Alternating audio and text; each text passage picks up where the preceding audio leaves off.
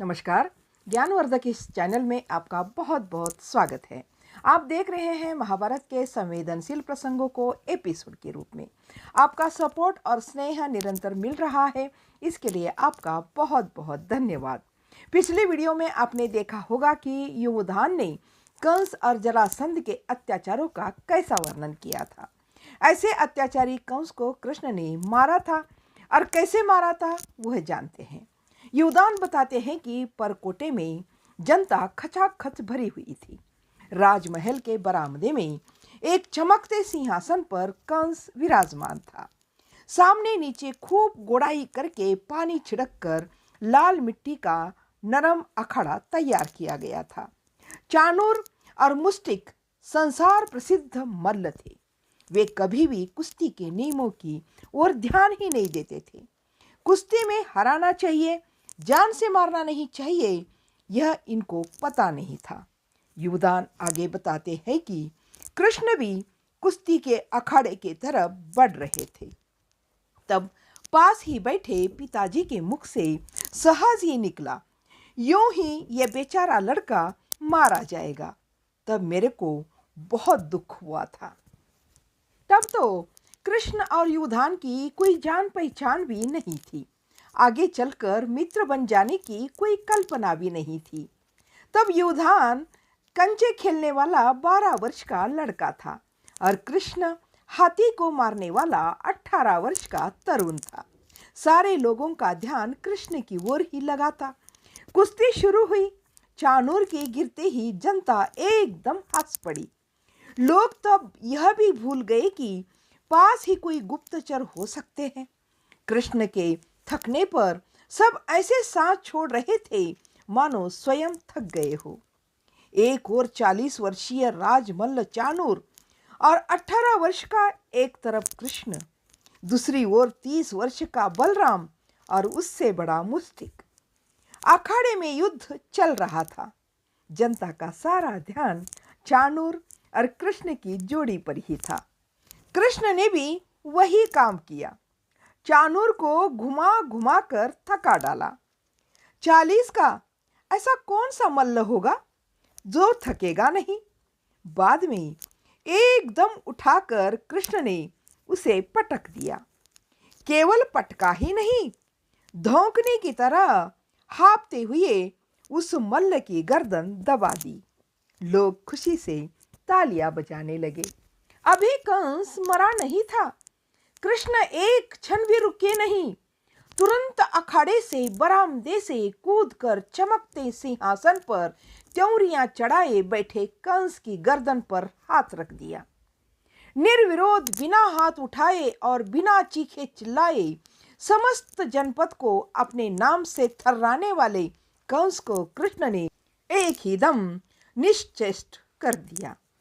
कृष्ण ने कहा, मेरे मारने से पहले ही कंस मर गया। मैंने तो केवल गर्दन भर मरोड़ी। अब अपना स्वामी मर जाने से कंस के सभी अंगरक्षक एकदम पत्थर की मूर्तियों की तरह खड़े हो गए थे। तब तक इधर बलराम ने मुष्टिक को भी मार डाला था। उस ओर किसी का ध्यान गया ही नहीं था।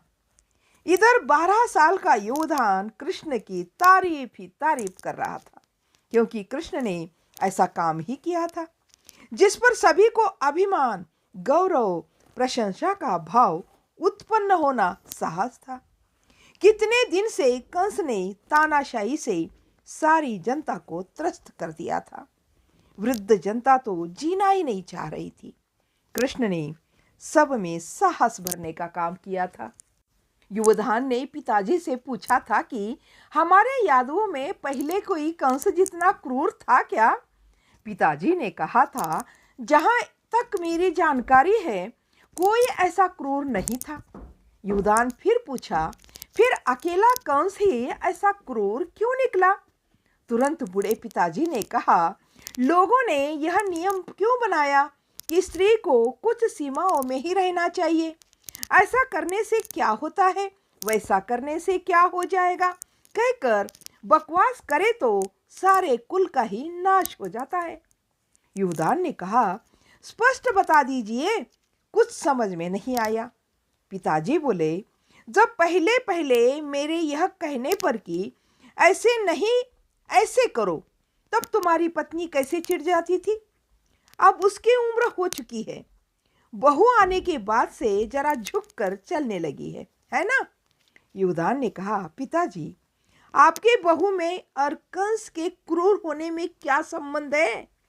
पिताजी कहने लगे, कंस की माँ थी ना उग्रसेन की पत्नी, बड़ी साहसी थी।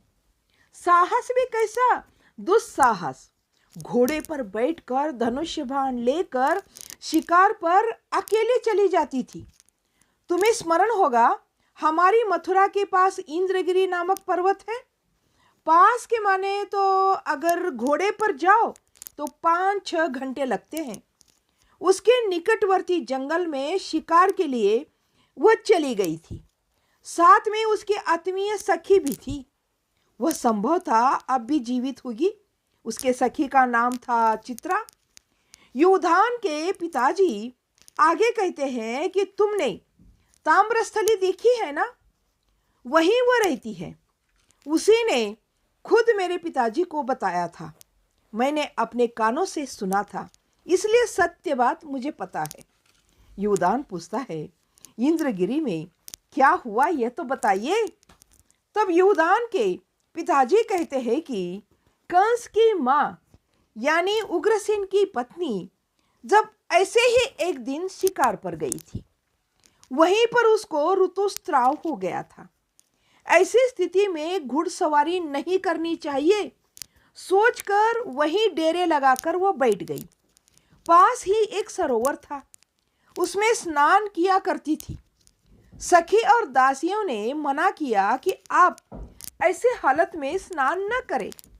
कोई भी दुष्ट शक्ति और बुरे ग्रह मानव के गर्भ में इस समय प्रवेश करते हैं। वह मानी नहीं। वह स्नान करने गई, तब एक काली चमकती चीज बहती हुई विद्युत वेग से आई और शरीर में प्रविष्ट कर गई। उसी मास उसने गर्भ धारण किया। इस प्रकार जन्म लेने वाला बच्चा ही कंस था। राक्षस जैसा, यादुओं के जैसा बिल्कुल ही नहीं लगता था। इस तरह युवधान के पिताजी ने कंस के जन्म की कहानी बताई। तो अब हम वीडियो को यहीं पर समाप्त करते हैं। इस कहानी का अगला भाग अगली वीडियो में जरूर देखिएगा। तब तक के लिए जय हिंद, जय भारत।